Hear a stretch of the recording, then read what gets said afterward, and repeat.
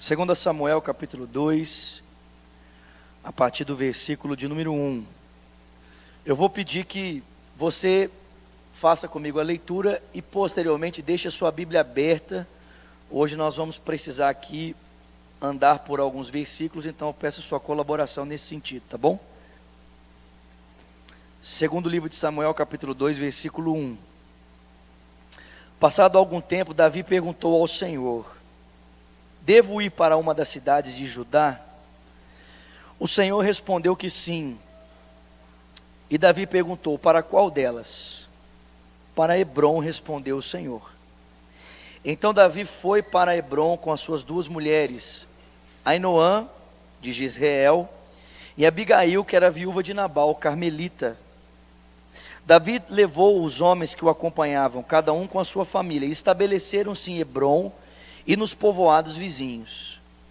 Então os homens de Judá foram a Hebrom, e ali ungiram Davi rei da tribo de Judá. Informado de que os habitantes de Jabes de Gileade tinham sepultado Saul, Davi enviou-lhes mensageiros que lhes disseram: o Senhor os abençoe pelo ato de lealdade que vocês demonstraram dando sepultura a Saul, seu rei. Seja o Senhor leal e fiel para com vocês. Também eu firmarei a minha amizade com vocês por terem feito essa boa ação. Mas agora sejam fortes e corajosos, pois Saul, o seu senhor, está morto e já foi ungido rei pela tribo de Judá. Enquanto isso, Abner, filho de Ner, comandante do exército de Saul, levou Isbosete, filho de Saul, a Manaim, aonde o proclamou rei sobre Gileade, Assuri, Jezreel, Efraim, Benjamim e sobre todo Israel. Isbosete, filho de Saul, tinha 40 anos de idade quando começou a reinar em Israel, e reinou durante 2 anos. Entretanto, a tribo de Judá seguia Davi, que o governou em Hebrom por 7 anos e 6 meses. Amém? Vamos orar? Senhor, essa é a tua palavra. Obrigado a Deus por esse tempo de comunhão contigo por meio dos louvores. Obrigado, Senhor, porque nós podemos usar a música para expressar sentimentos, pensamentos, ó Deus, que cernem, ó Deus, o teu caráter, que diz respeito a ti, para engrandecer-te, para adorar-te, Senhor. E é impossível, ó Deus, falar de ti, é impossível, ao contemplá-lo, não termos a nossa vida transformada pelo Senhor, Pai. À medida em que nós o adoramos, nos voltamos para ti, a tua palavra mesmo diz, no livro dos Salmos: tornam-se semelhantes àqueles que o adoram. Aqueles que adoram imagens se tornam semelhantes às imagens, mas porque adoramos o Senhor, nós nos tornamos semelhantes a ti.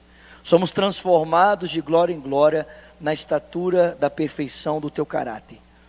Mas continua, Senhor, a ministrar-nos, continua a falar-nos agora através da sua palavra. Senhor, que os nossos ouvidos, olhos e coração estejam atentos para ouvir a tua voz. Ajuda-me também, Senhor, a proclamar, a expor a tua palavra ao coração dos meus irmãos nessa noite, que por ela sejamos edificados, consolados e exortados. Nós oramos agradecidos em o nome de Jesus, e quem crê diga amém. Nós temos feito aqui uma exposição, falado um pouco sobre a história, sobre a vida de Davi, e alguns fatos são importantes, uma vez que nós estamos relembrar alguns fatos são importantes, uma vez que nós estamos falando sobre, agora em definitivo, a ascensão de Davi ao trono da nação de Israel, em primeira instância em Hebrom, e posteriormente o reino unificado, após então ele destruir a família de Saul, os jebuseus e os filisteus. Mas Davi, ele recebe a promessa de se tornar rei de Israel quando ele tinha 17 anos de idade. Então, com 17 anos, Samuel visita a casa de Jessé, o seu pai, e ali Davi é ungido como rei sobre a nação de Israel. Bom, nesse momento, Saul, o rei da nação, vivia um colapso na sua vida, um colapso na sua vida pessoal e um colapso na sua vida pública.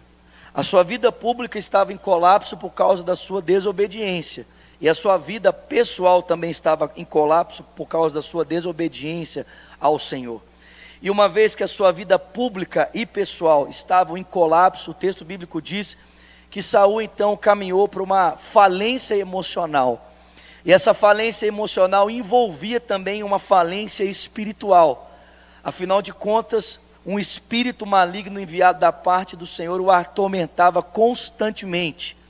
E a fim de que essa depressão, que tinha uma vertente emocional, em função da sua falência pessoal e pública, e em função de uma vertente espiritual por causa da opressão de um espírito maligno, o texto bíblico diz então que os dotes musicais de Davi são solicitados, a fim de que, de alguma forma, esse colapso na vida de Saul seja amenizado através dessa habilidade musical de Davi.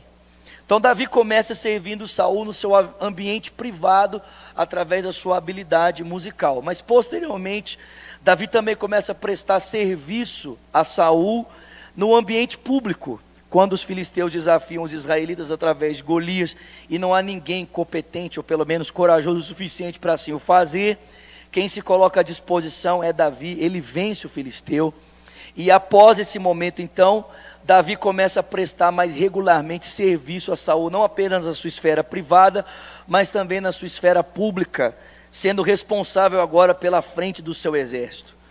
Mas isso desperta inveja em Saul. Afinal de contas, rapidamente a popularidade de Davi se torna notória, as pessoas falam ao seu respeito, e aquilo que antes era um colapso na vida de Saul, que era amenizado por Davi, se tornou agravado por Davi, né? Tem coisas, já viu aquela propaganda? Tem coisas que só a Philco faz por você. Você lembra dessa propaganda? Tipo assim, tem coisas na vida de Saul que só Davi fazia por ele, literalmente. Davi era o responsável por trazer paz a ele, mas posteriormente Davi se tornou o motivo da sua perturbação. As mulheres cantavam: Saul matou milhares, Davi dezenas de milhares. Então Davi antes era o seu alívio, Davi tocava a harpa e Saul se sentia aliviado, mas após o engrandecimento de Davi, Davi tocava a harpa e Saul se sentia mais oprimido. É engraçado, né? Tipo assim, essas coisas podem acontecer na nossa vida, né? Outras coisas que antes nos traziam leveza começam a nos trazer perturbação. E por essa razão, Saul tentou assassinar no seu palácio Davi pelo menos 2 vezes. Não tendo êxito, Davi foge, e Saul então vai tentar assassiná-lo por 3 vezes fora da esfera do palácio. Não conseguindo, porque Davi em 2 momentos busca refúgio entre os filisteus, e no segundo momento ele encontra ali permanência. E ali ele permanece até que Saul, devido à sua obstinação, acaba entregando a sua vida ao suicídio e também à falência dos seus filhos e à desintegração da sua família. Bom, a Bíblia vai dizer para mim e para você que Saul ainda estava agonizando por lançar-se sobre a sua espada, quando um amalequita passou e percebeu que Saul ainda não havia morrido. Saul então o chama e diz para ele: olha, eu lancei sobre a minha espada tentando aqui dar cabo da minha vida, mas eu não tive êxito. Então toma a minha espada e livra-me dessa agonia. E o texto diz que o amalequita então aproximou-se de Saul e resolveu atender a sua sugestão. E ele dá cabo à vida de Saul.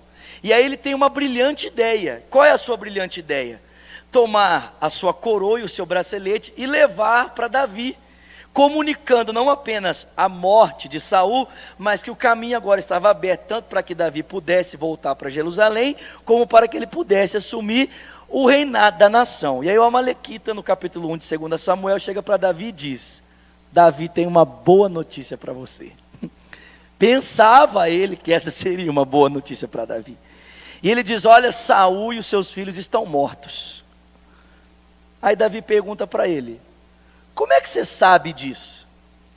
Aí ele vai contar: bom, passava eu por determinado lugar, quando avistei Saul, ele estava ainda agonizando e me pediu para que de alguma forma eu pudesse ajudá-lo na sua agonia. Eu o ajudei, tirei-lhe a vida e trouxe para você a sua coroa e o seu bracelete. O texto diz, gente, que Davi olhou para aquele homem e disse: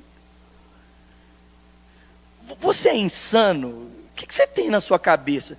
De onde você tirou que seria vantajoso para você contar-me que você tirou a vida do rei de Israel? Você não tem nenhum senso de justiça, não? Você não entende que você atentou contra a vida do ungido do Senhor? E o texto bíblico diz que Davi chama os seus homens e diz: mata esse homem. E o amalequita, que pensou que essa notícia, a notícia da morte de Saul, seria uma vantagem, ele acaba sendo morto porque matou Saul e por causa da notícia. E o texto diz que Davi, então, ele canta um lamento a respeito da morte de Saul e do seu filho Jonatas, que era o seu melhor amigo. Agora preste atenção. Então a nação está desapossada do seu rei, Saul acabou de morrer. Davi tem a promessa de assumir o reino. Davi tem a promessa de assumir a liderança da nação de Israel. O que é que ele faz nesse momento? O texto que nós acabamos de ler diz que Davi, ele consulta ao Senhor. Davi ainda estava morando na terra dos filisteus, em Ziclag. E lá ele consulta ao Senhor, ele pergunta: Deus, devo voltar agora para Israel? Devo voltar agora para a minha cidade? Qual é a resposta de Deus para ele? Deve. Mas ele pergunta, ou ele faz ainda uma segunda pergunta. Ele pergunta ao Senhor: e para qual cidade eu devo me designar? O que é que Deus responde para ele? Para Hebrom. Bom, se Davi quisesse assumir a liderança da nação na sua totalidade, para onde ele deveria ter caminhado? Para onde, irmãos? Para Jerusalém. Afinal de contas, é exatamente Jerusalém que Davi transforma posteriormente na capital de todo o império. Mas preste atenção: se Davi tivesse decidido a agir pela sua própria força, e ter decidido tomar o reino no seu impulso, na força do seu braço, tendo decidido ir para Jerusalém, Davi teria que enfrentar duas guerras ao mesmo tempo. A primeira guerra que Davi teria que enfrentar é a guerra contra a família de Saul, porque o texto diz que enquanto Davi assumia a liderança em Hebrom, Abner, que era aliado de Saul, transformou Isbosete no seu filho de Saul, no líder da parte norte do reino de Israel. Então, em primeiro lugar, Davi teria que comprar uma briga contra a família de Saul. Em segundo lugar, Davi teria que comprar uma briga contra os jebuseus. Então, para que ele assumisse a liderança da nação a partir de Jerusalém, na sua força, na sua autonomia, sem levar em consideração a direção de Deus, ele teria que se envolver em duas guerras ao mesmo tempo. É possível que ele vencesse as duas guerras, mas certamente ele se desgastaria e desgastaria o seu exército todo na tentativa de conquista dessas terras. Mas não é interessante? Ao invés de Davi decidir assumir a liderança da nação pela autonomia da sua razão, decidindo pela obviedade ou pela lógica do que deveria possibilitar a liderança completa, o que é que Davi faz, irmãos? O texto diz que ele consulta o Senhor. Agora preste atenção, gente. Davi não consulta a Deus apenas a respeito do que ele deve fazer. Davi não apenas pergunta para Deus: Deus, devo voltar? Ele não apenas faz essa pergunta, mas ele pergunta para Deus também como ele deve fazer. Porque eu acho que mais importante do que saber o que Deus quer da gente, é saber como Deus quer que essa direção seja feita. Porque a maior parte de nós está muito preocupada em saber o que Deus quer. Mas nem sempre nós estamos tão preocupados assim, em saber como Deus espera que isso seja feito. Davi já sabia exatamente o que Deus queria dele, sim ou não? Ele sabia que Deus esperava que ele assumisse o reino da nação, mas ele se preocupou em saber: Deus, o Senhor quer que eu volte agora? Sim, Davi, eu quero que você volte, mas para onde o Senhor quer que eu volte?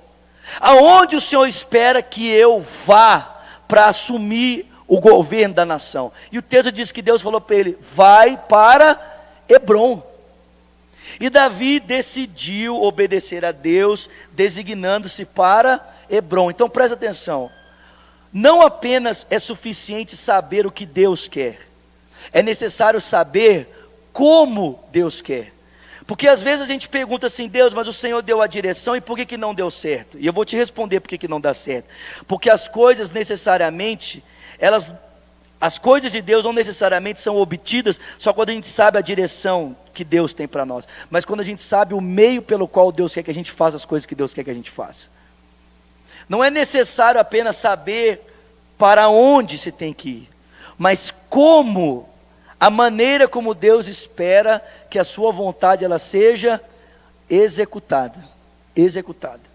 Agora o texto bíblico diz para mim e para você, esse texto que nós acabamos de ler,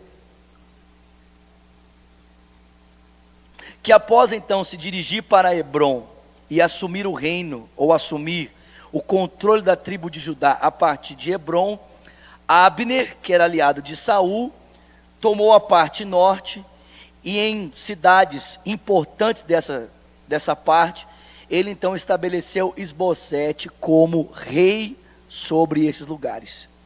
O texto diz que Isbosete reinou nessa parte por 2 anos. Então, por quanto tempo Isbosete teve na liderança dessa parte? 2 anos. Mas levou quantos anos para Davi assumir a totalidade do controle da nação? 7 anos e meio. Então presta atenção, isso mostra para mim e para você, que uma parte do tempo da liderança do Reino do Norte esteve nas mãos de quem? De Isbosete. E esses outros 5 anos e meio esteve nas mãos de quem? De quem? De Abner, que estava aliado a Saul. Por que é importante saber isso aqui, gente? É importante saber isso aqui, vem comigo por favor, para o capítulo de número 3, o versículo de número 6.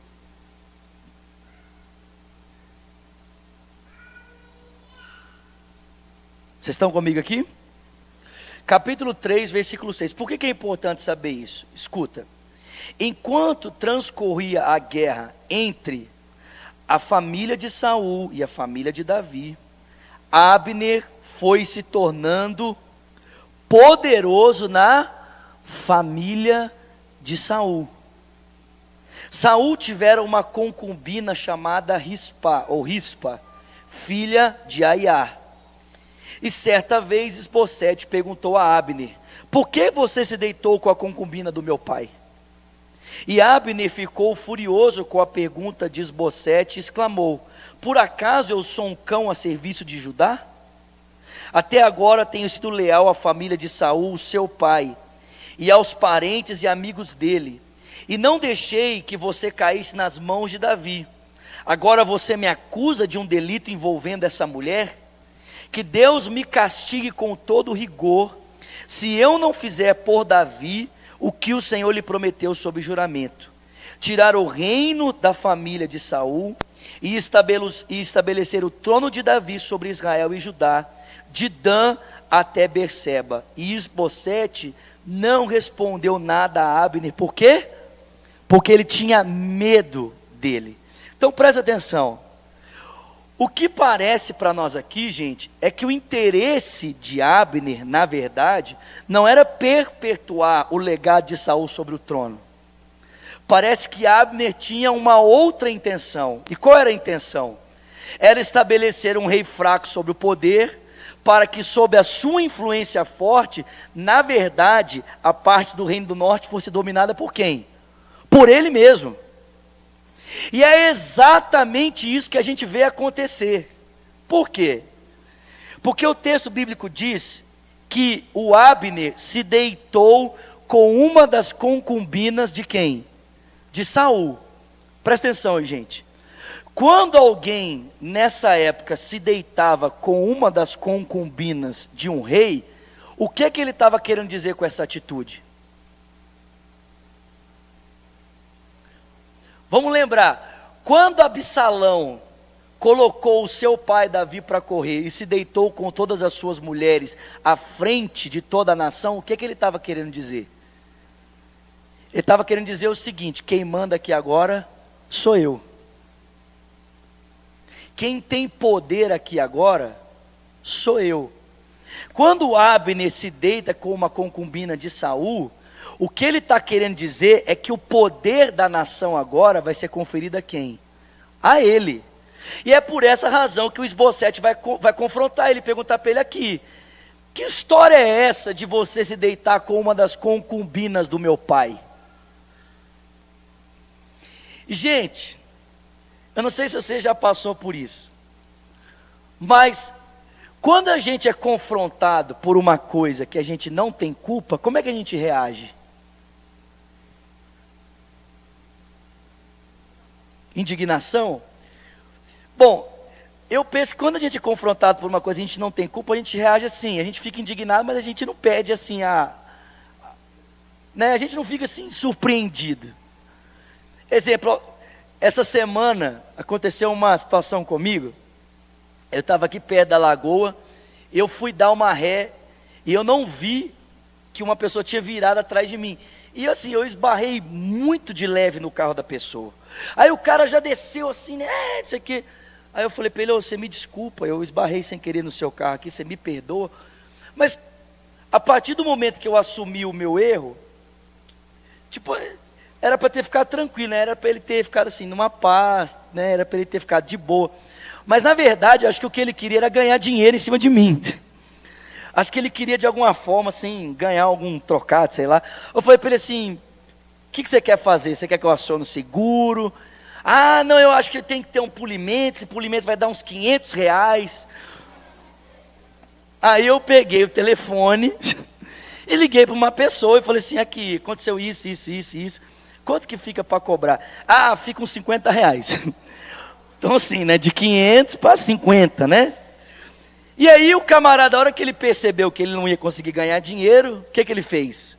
A indignação dele foi embora, ele se acalmou e falou: quer saber de uma coisa? Não é, isso aqui não é nada, eu vou embora, deixa para lá.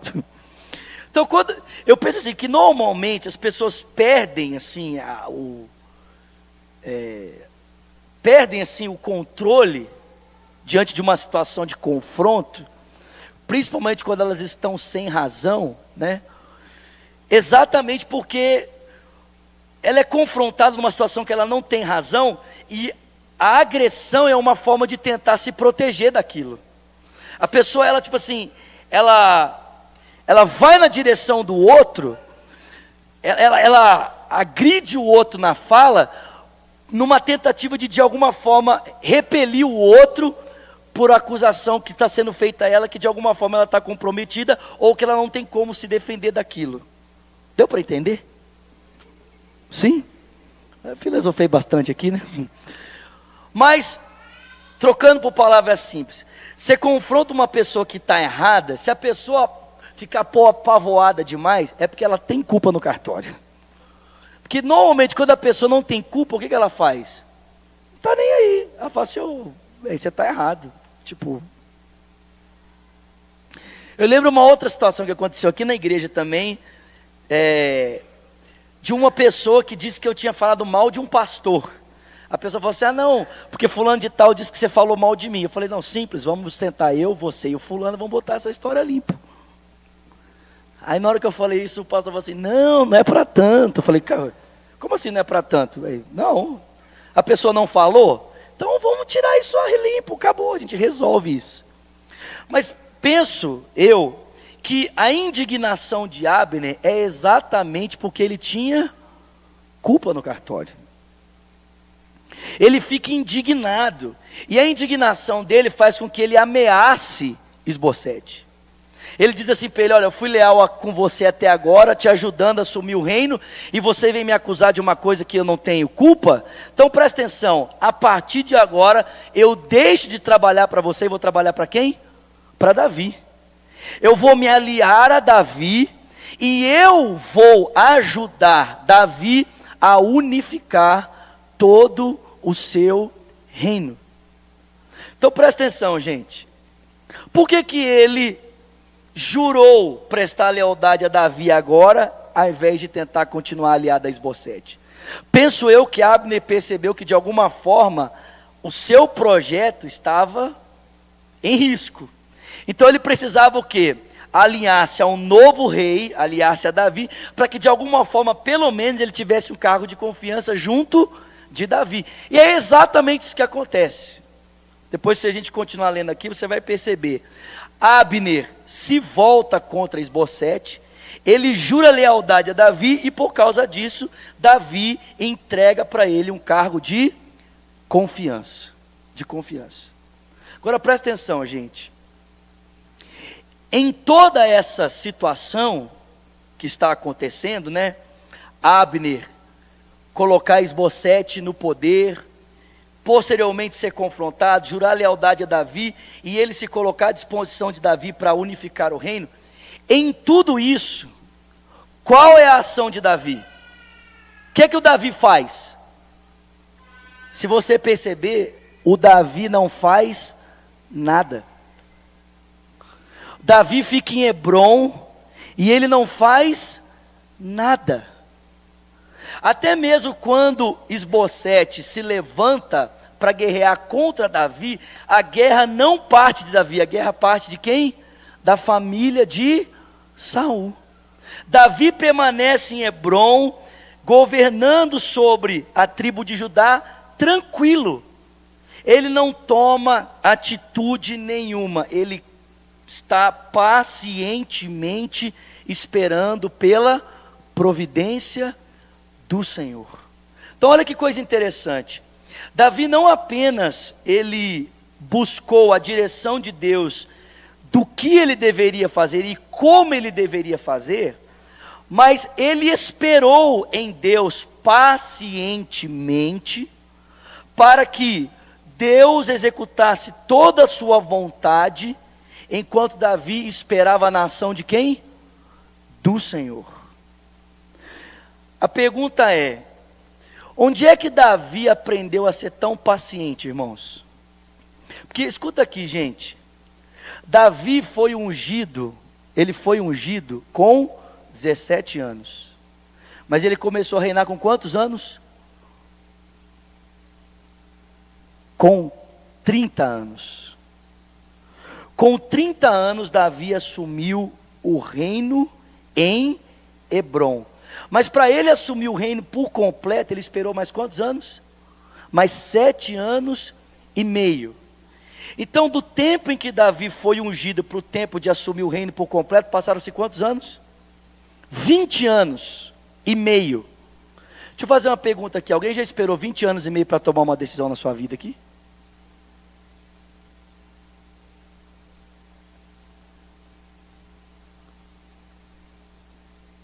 Alguém já esperou 20 anos e meio aqui para tomar uma decisão?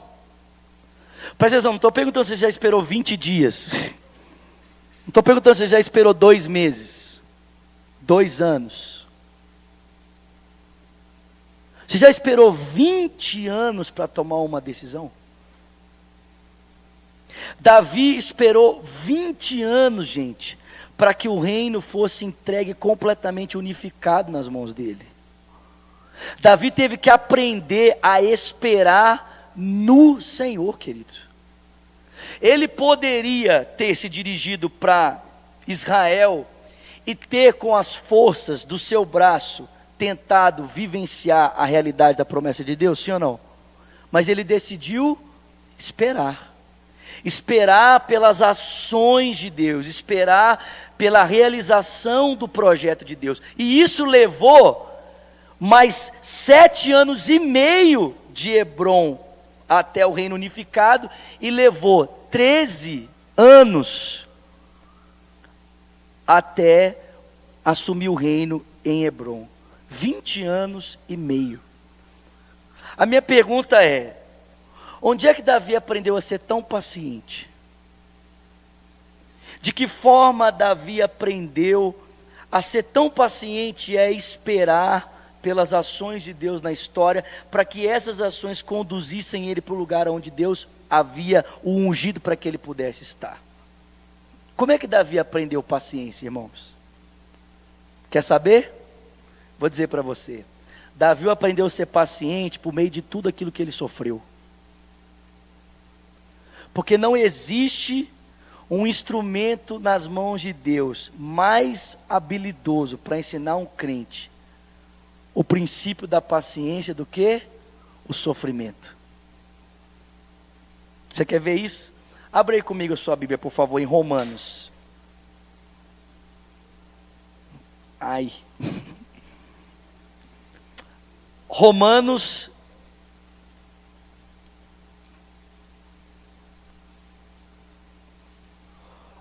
capítulo 5.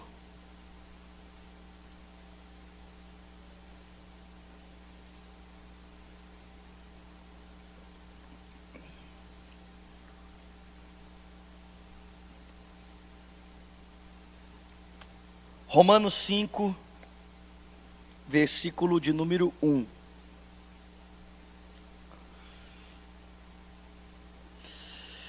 Tendo sido, pois, justificados pela fé, temos paz com Deus por nosso Senhor Jesus Cristo, por meio de quem obtivemos acesso pela fé a esta graça na qual estamos firmes, e nos gloriamos na esperança da glória de Deus. E não só isso, mas também nos gloriamos nas tribulações, porque sabemos que a tribulação produz o que está na sua Bíblia aí? Perseverança. A palavra perseverança aí pode ser traduzida também como paciência. A tribulação aperfeiçoa em nós o que, irmãos? A paciência ou a perseverança. Diga comigo, tribulação. Então olha só, querido, enquanto Davi esperava para vivenciar a realidade do projeto de Deus para a vida dele, ele sofreu por isso, sim ou não? Sim ou não, querido? Ele passou tribulações por isso, sim ou não? Mas essas tribulações pelas quais Davi foi passando por decidir vivenciar a realidade do projeto de Deus, foram criando nele paciência, foram criando nele perseverança, para que quando a oportunidade de agir precipitadamente batesse a sua porta, ele decidisse permanecer aonde? Confiando no Senhor. Para que quando a notícia de que não havia mais obstáculo para que ele assumisse o reino, porque o obstáculo havia sido morto, Davi fizesse o quê? Ele consultasse o Senhor. Porque não é assim que a gente faz muitas vezes. A gente ora a Deus e pede a direção de Deus, mas aí na primeira oportunidade que a gente percebe que o obstáculo não está na nossa frente, a gente pode fazer do nosso jeito, o que a gente faz? A gente decide fazer das nossas formas, colocando os pés pelas mãos, passando a carruagem na frente dos bois, e depois a gente não entende por que a gente está experimentando o que está experimentando, sendo que a gente decidiu obedecer a Deus, mas do nosso jeito. Quando a notícia chegou para Davi, olha, não há mais obstáculo, Davi decidiu esperar no Senhor. Ele decidiu ser paciente. E sabe o que é pior? O pior é pensar que na sua paciência em obedecer a Deus, a outra metade do reino foi entregue a uma outra pessoa. Então quer dizer, talvez se ele tivesse agido na força do seu braço, ele nem teria que talvez de repente enfrentar esse outro problema, mas porque ele decidiu Obedecer a Deus, aparentemente parecia que, por obedecer a Deus, a proposta de tornar-se o rei da nação de Israel estava cada vez mais distante dele. Mas ainda assim ele decidiu ser paciente. A tribulação produz em nós perseverança. O verso 4 diz: a perseverança produz em mim e você um caráter aprovado. E o caráter aprovado provoca o que, irmãos? Esperança. Quer ver um outro texto? Abre aí comigo em Tiago. Tiago capítulo 1.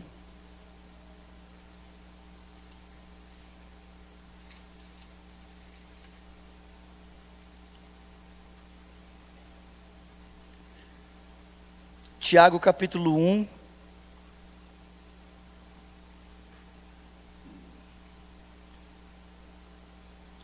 Versículo de número 2.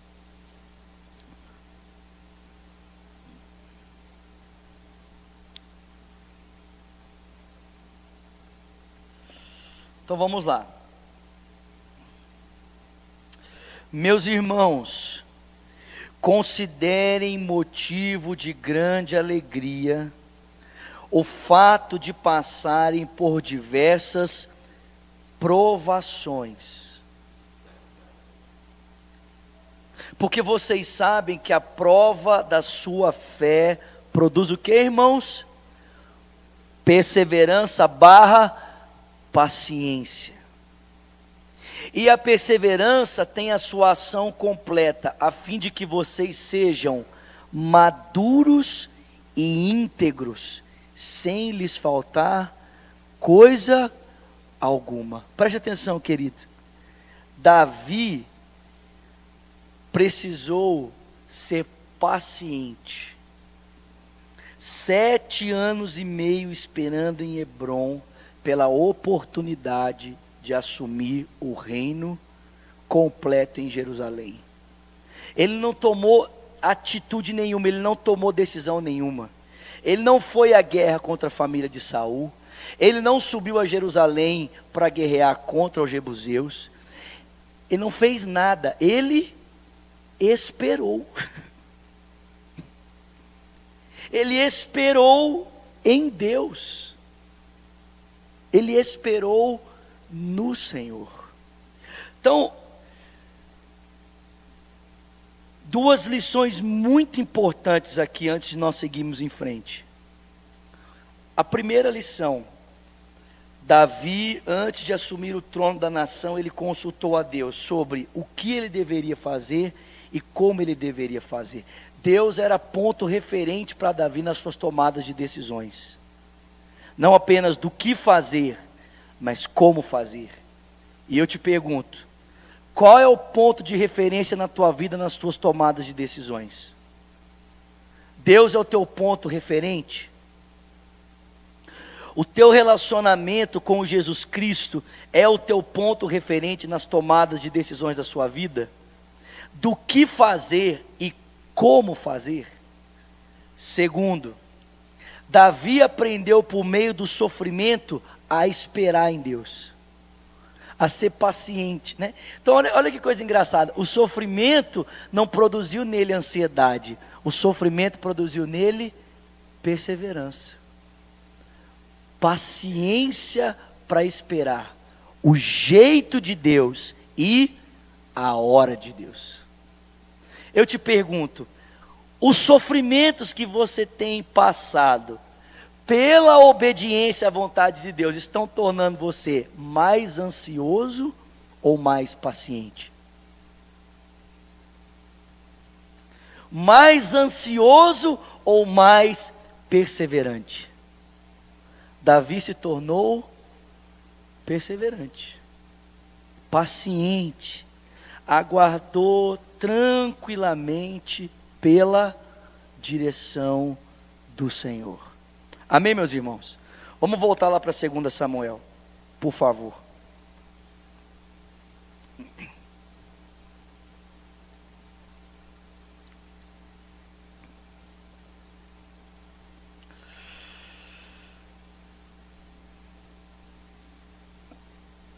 quero destacar com vocês aqui alguns pontos importantes para o próximo assunto que eu quero tratar com você aqui essa noite. Vem comigo, por favor, para o capítulo de número 2.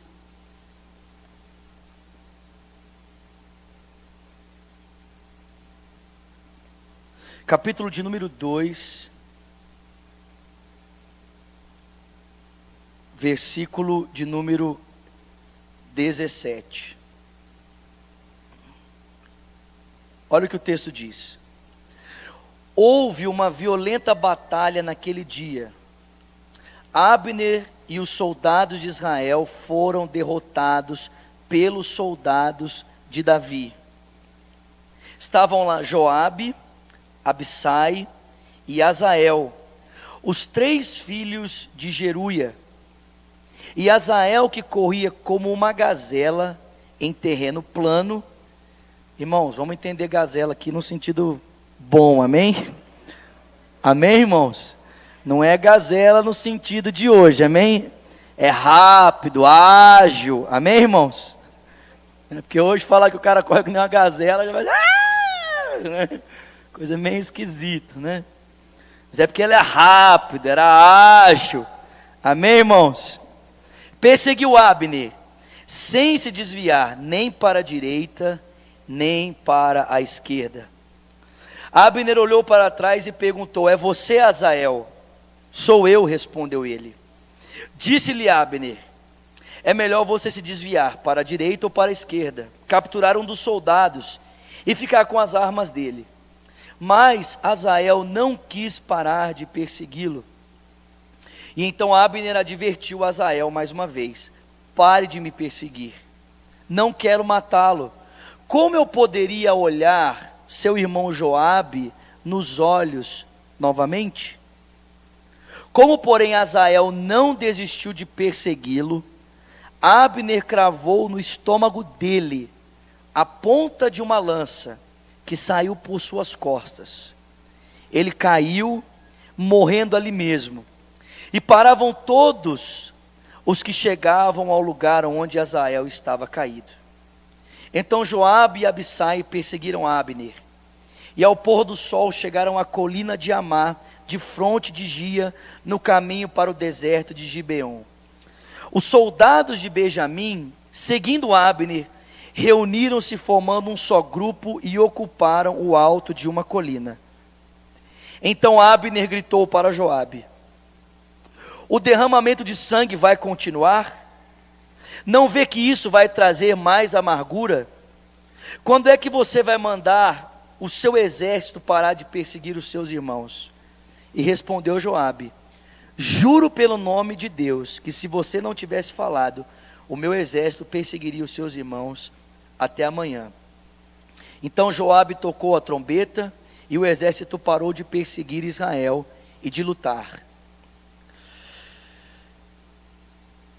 Agora, o capítulo de número 3, versículo de número 36.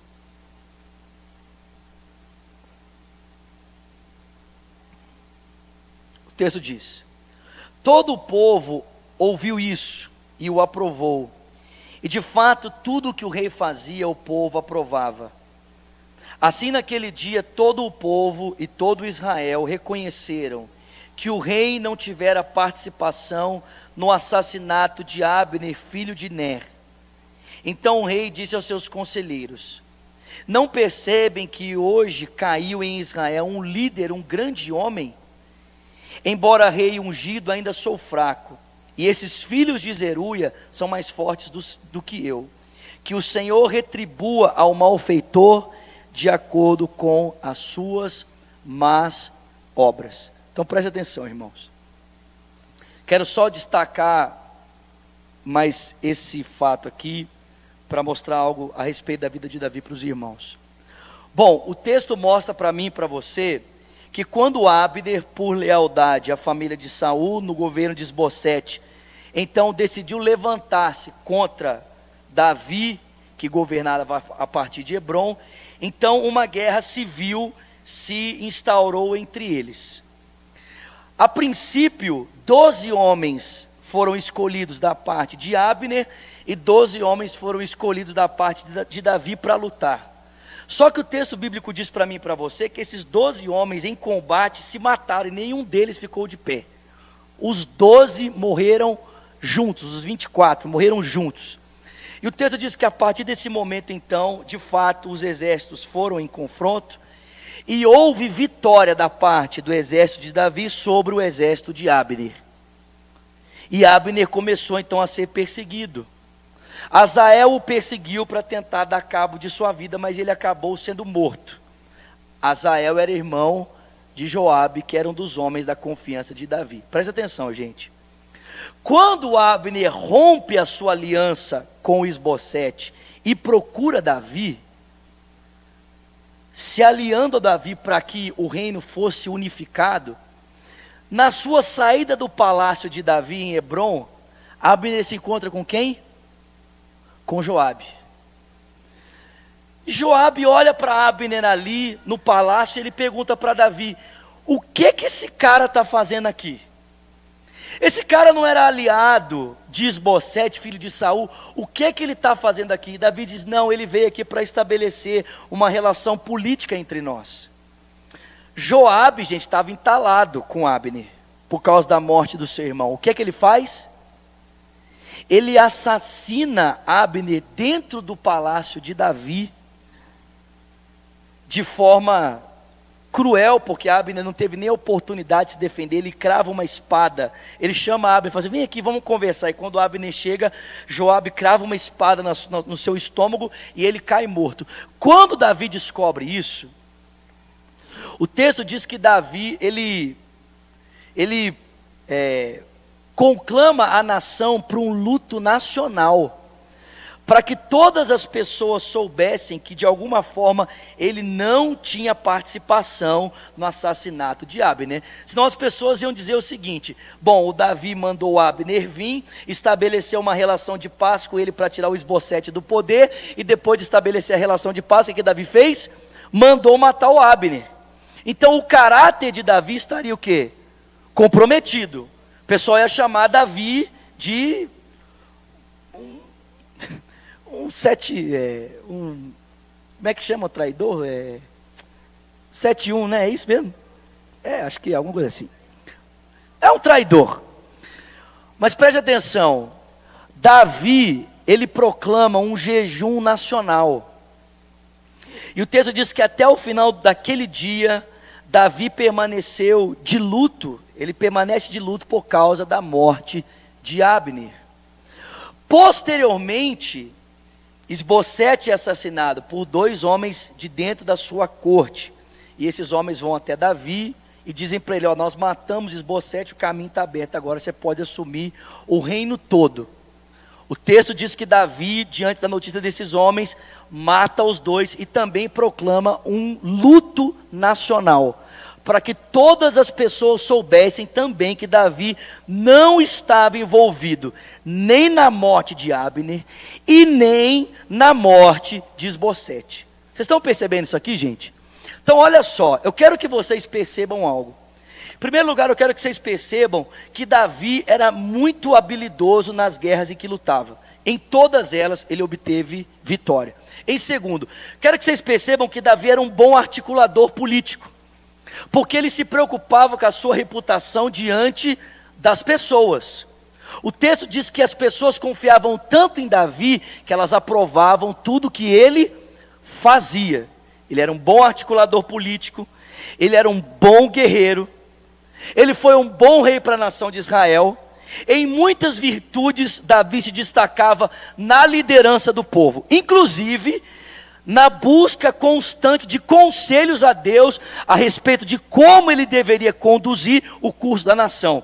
Quando Davi subiu para Jerusalém para enfrentar os jebuseus, ele pediu orientação de Deus. Quando os filisteus vieram atacá-lo, ele pediu a orientação de Deus por 2 vezes para que ele pudesse obter vitória. Vocês estão entendendo isso aqui? Ótimo. Mas eu quero que vocês percebam algo muito importante na vida de Davi aqui. Capítulo 3, versículo de número 2. Gente, eu estou falando tudo isso aqui para que você perceba o que eu vou te falar agora. Esses foram os filhos de Davi nascidos em Hebrom. Seu filho mais velho era Aminon, filho de Ainoã de Jezreel. O segundo filho, Quileabe de Abigail, viúva de Nabal do Carmelo. O terceiro filho, de Maaca, filho de Talmai, rei de Gesur. O quarto filho, Adonias de Agite. O quinto, de Cefatias de Abital. E o sexto, Itreão, de sua mulher Egrá. Esses foram os filhos de Davi que nasceram em Hebrom. Gente, eu não sei se vocês conseguem perceber, mas Davi, no que diz respeito à sua vida pública, ele se preocupava muito com a sua reputação, ele se preocupava muito com as relações, ele se preocupava em consultar o Senhor de como dirigir o curso da nação. Mas na sua vida privada, o que ele fazia? Ele seguia os caminhos do seu próprio coração, da sua carnalidade. Eu não sei se vocês viram aqui, mas Davi teve quantas mulheres? Quantas? 6 mulheres. E com cada uma dessas mulheres ele teve um filho diferente. Ao todo, Davi teve 20 filhos. Sabe quantas mulheres ele teve? Ninguém sabe. O pessoal perdeu as contas. Estou falando sério, não estou brincando. Presta atenção, gente. Olha só, quando se tratava de conduzir a nação, Davi se preocupava com a sua reputação. Ele queria deixar muito claro para as pessoas que a sua reputação não estava manchada, que ele não tinha nada a ver com o assassinato das pessoas. Ele queria que todo mundo soubesse que ele era leal a Saul. Ele matou os assassinos de Saul, matou os assassinos de Isbosete. Ele queria que todo mundo soubesse que ele tinha fidelidade com a família de Saul. Ele queria que todo mundo o percebesse como um bom articulador político, como um bom guerreiro, como um bom líder para a nação de Israel. Mas o mesmo tanto que Davi era competente para conduzir a sua vida pública, ele era incompetente para conduzir a sua vida privada. Ele era desregrado na maneira como conduzia a sua vida no particular. O cara não conseguia se segurar. O cara via mulher. Gente, a gente não é para rir não, é para chorar. Mas é verdade, Davi não conseguia se segurar. Ele via uma mulher e casava com ela. Via outra mulher, casava com ela. Via outra mulher, casava com ela. Via outra mulher, casava com ela. Presta atenção, gente. Quando Davi, escuta aqui, quando Davi foi assumir o reino em Jerusalém, sabe qual foi a primeira coisa que Davi pediu? Ele pediu uma mulher. Não estou brincando, estou falando sério. Escuta, quando Davi foi subir para assumir o reino em Jerusalém, ele falou assim: eu quero Mical, minha esposa, de volta. Foi a primeira coisa que ele pediu. Vocês lembram de Mical? Vocês lembram? Mical havia sido dada como esposa para Davi quando ele matou Golias. Mas posteriormente, quando Saul se voltou com ele, tomou Mical e deu a um homem chamado Paltiel. Vocês lembram disso? Só que o texto bíblico diz que quando Davi foi assumir o reino, sabe o que ele falou? Quero minha mulher de volta. Gente, a primeira palavra de Davi, né? Vocês assistiram ontem o discurso do novo presidente? Assistiram?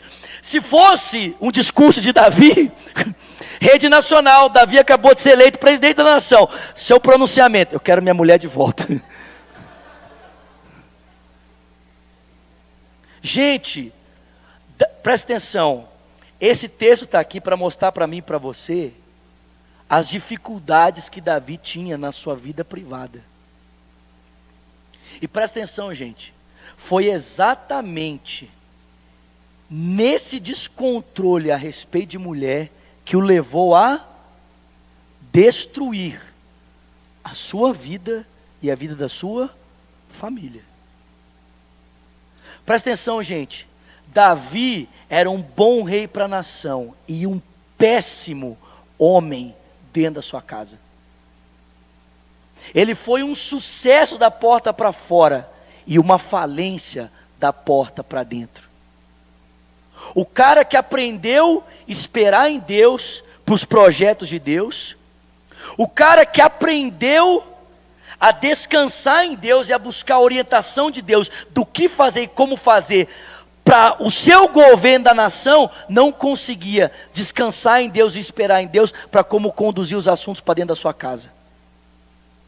Davi foi uma tragédia como pai, foi uma tragédia como marido, foi uma tragédia como homem dentro da sua casa.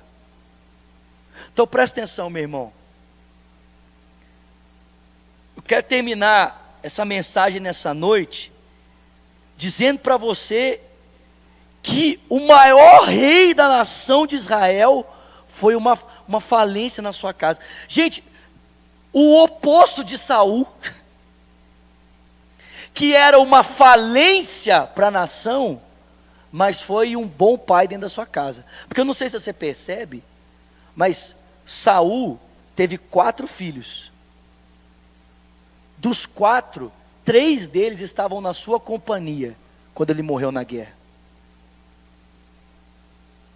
Dos 3, um era Jonatas, que era tão leal ao seu pai, que se o seu pai pensava, o Jonatas já estava fazendo. Não se ouve sobre escândalos na vida de Saul, na sua vida afetiva. Saul não teve problemas com mulher. Agora, o Davi, irmão, camarada, era complicado. E presta atenção, foi exatamente na área da sua vida em que ele demonstrou fragilidade que se tornou a brecha para a sua destruição. Deixa eu dizer algo para você. Não adianta nada você ser um sucesso da porta para fora se você for uma tragédia da porta para dentro. Não adianta nada. O que adianta você ser um articulador político brilhante, um guerreiro extraordinário? O que adianta você estar preocupado tanto com a sua reputação diante do povo e não se preocupa com a sua reputação dentro da sua casa? Davi não se preocupava com o que os seus filhos pensavam sobre ele. Gente, eu não tenho como, assim, adiantar muito, porque senão vai perder a graça lá na frente, mas Davi estava tão preocupado com a reputação dele diante do seu povo, que quando ele foi cometer adultério com Betseba e as tragédias começaram a acontecer dentro da sua casa, ele não se preocupou de perguntar o que é que os seus filhos pensavam sobre aquilo. Aliás, ele não se preocupou nem de corrigir o erro dos seus filhos, porque ele se tornou tão ocupado com os negócios do lado de fora, que ele não tinha mais tempo para cuidar dentro da sua própria casa. Essa é a tragédia do nosso tempo. Sabe qual é a tragédia do nosso tempo? É que a gente pensa que os valores de um homem são medidos pelas realizações que ele faz, mas os valores de um homem não são medidos pelas suas realizações. Os valores de um homem são medidos pelas realidades que ele traz atrás de si, sua família.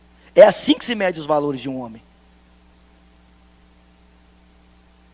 A gente mede o valor de uma pessoa pela realidade do seu caráter. E desculpe, irmãos, no que diz respeito à sua vida privada, Davi era um homem sem caráter. Ele não teve caráter suficiente para moldar a sua vida e a sua família nos caminhos do Senhor. Então olha só, gente. Eu poderia dizer que Davi era um dualista, um dicotômico.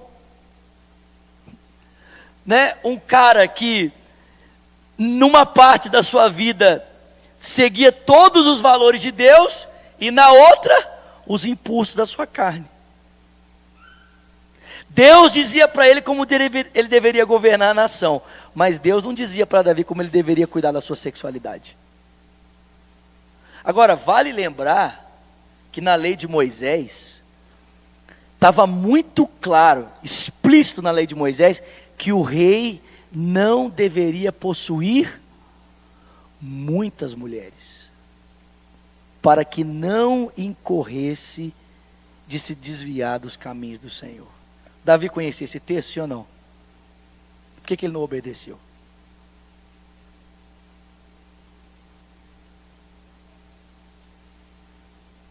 Irmão, deixa eu dizer uma coisa para vocês. Eu não quero ser um sucesso do lado de fora, irmãos. Apenas. Não adianta nada, pessoal, né? Uma bênção. Pastor é uma bênção. Pastor Vinícius é uma bênção. Quem pode dizer se eu sou uma bênção ou não, irmão, é quem convive comigo. Você quer saber se eu sou uma bênção? Vai perguntar para minha mãe. Vai perguntar para o meu irmão. Vai perguntar para os meninos da minha banda que viajam. Eu tenho menino na minha banda que já viaja comigo há mais ou menos uns 6 anos. Vai perguntar para eles se eu sou uma bênção. Eles sabem se eu sou uma bênção. Quem convive comigo e conhece a minha vida pode dizer se eu sou uma bênção ou não. Quem pode dizer se você é uma bênção ou não? É quem convive com você. É quem divide, né? É por isso que eu fui morar sozinho, que eu tô brincando. Tô brincando. Mas é quem convive com você, querido. Eu te pergunto, a sua família pode dizer que você é uma bênção? Ou eles vão dizer que você é um cara dicotômico? Que consegue dirigir uma parte da sua vida pelos valores de Deus, mas a outra parte da sua vida você decide pelos impulsos da sua carne. Davi era um cara brilhante no que diz respeito à nação, mas uma falência dentro da sua estrutura familiar. E sabe o que é triste, irmãos? É que nós vamos ver essa desventura toda nos próximos capítulos. Fica de pé no seu lugar.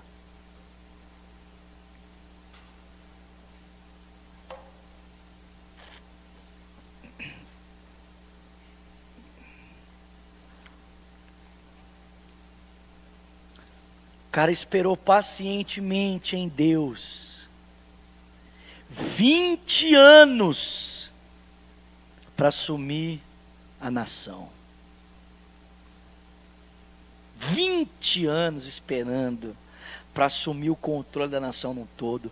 7 anos e meio esperando em Hebrom. Foi afrontado, foi injuriado, foi perseguido, foi jurado de morte, perdeu a casa, perdeu a família, perdeu o status, perdeu a posição, perdeu tudo, foi parar na terra dos filisteus. Camarada, aí na hora que as portas vão se abrir, ao invés de Davi entrar correndo, ele dizia: e aí Deus, o que é que eu faço? Para onde eu vou? Fica lá esperando, tranquilo. Gente, como é que pode? Agora, parecia um rabo de saia, irmão. Ixi, tava lá o Davi, é comigo mesmo. Pois é. Só que isso custou a sua vida, custou a sua família.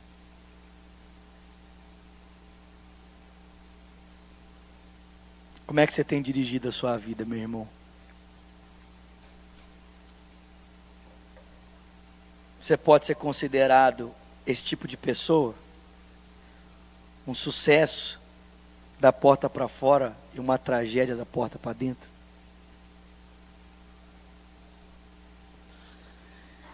Senhor, tenha misericórdia de nós. Nos ajuda, Senhor. Nós vivemos em uma sociedade de imagem,